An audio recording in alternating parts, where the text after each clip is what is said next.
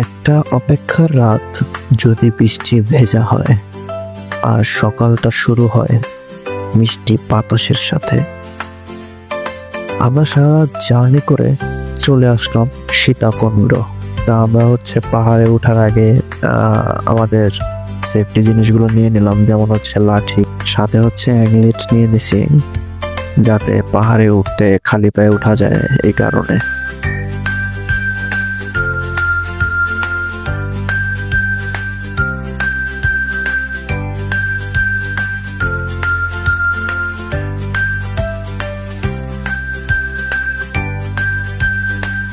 তো এখানে পরিবেশটা খুবই সুন্দর।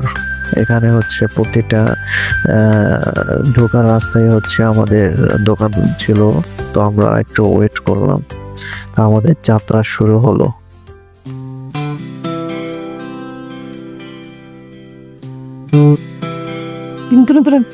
গল্পযাত্রা, গল্পযাত্রা মানে বন্ধু যাত্রা।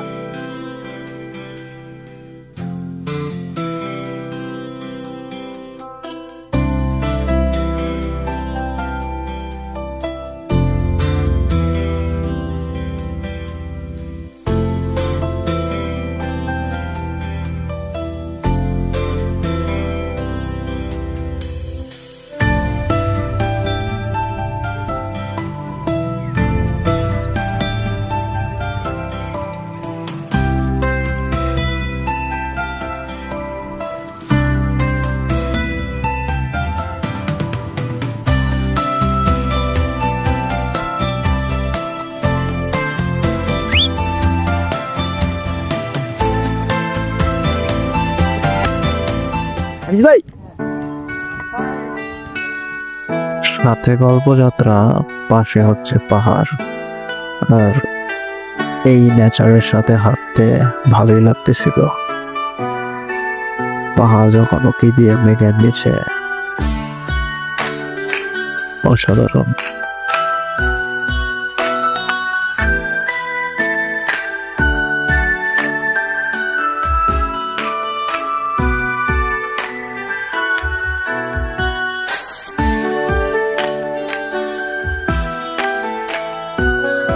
আপনি এত সুন্দর পাহাড় দেখতে যাবেন আর একটু কষ্ট করবেন না, তা কি হয়?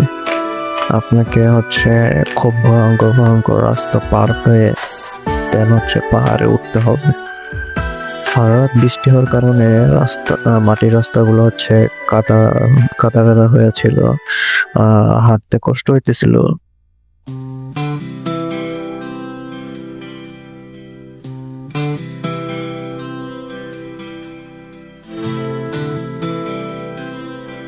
এত সুন্দর প্রকৃতির কাছে আসলে এই কষ্টগুলো কোনো কিছুই না, এই কষ্ট গায়ে লাগার মতো না। এই প্রকৃতির মাঝে থেকে যেতে মনে চায়।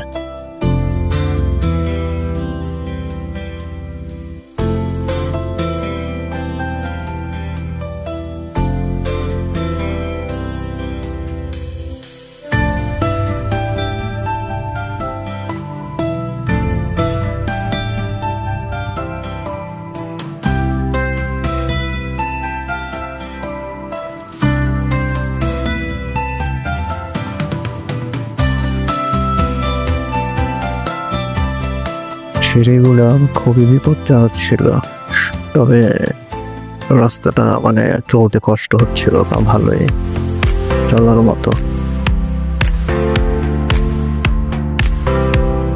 তবে বৃষ্টি পড়ার কারণে একটু স্লিপ করতেছিল।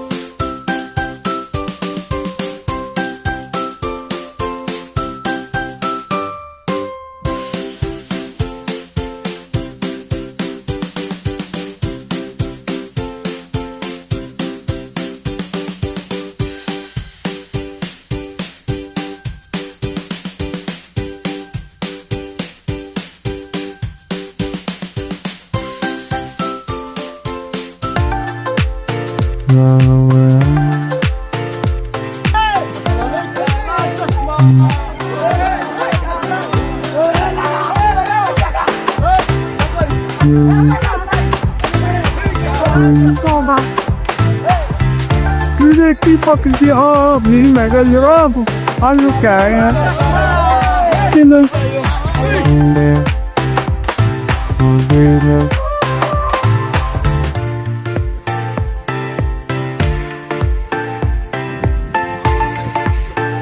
শীতল একটা বাতাস আসছে।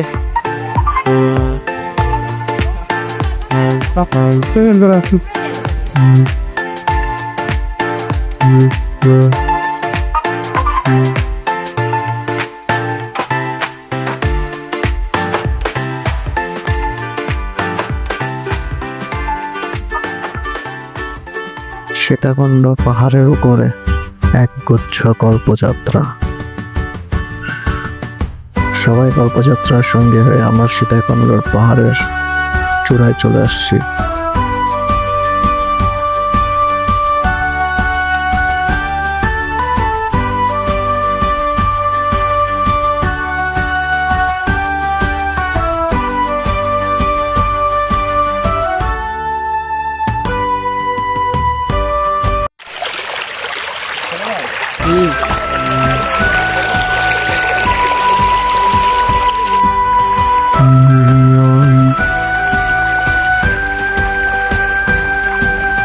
পাহাড় ঘোরার শেষে আমরা চলে আসলাম খৈয়াছড়া ঝর্ণাতে। আমরা এখন ঝর্ণার পানি পথ দিয়ে হেঁটে হেঁটে তারপরে চলে যাব খৈয়াছড়া ঝর্ণাতে।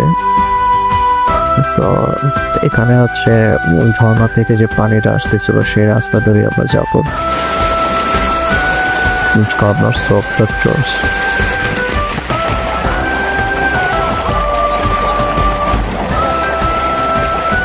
পানির শব্দ পাওয়া যাচ্ছে।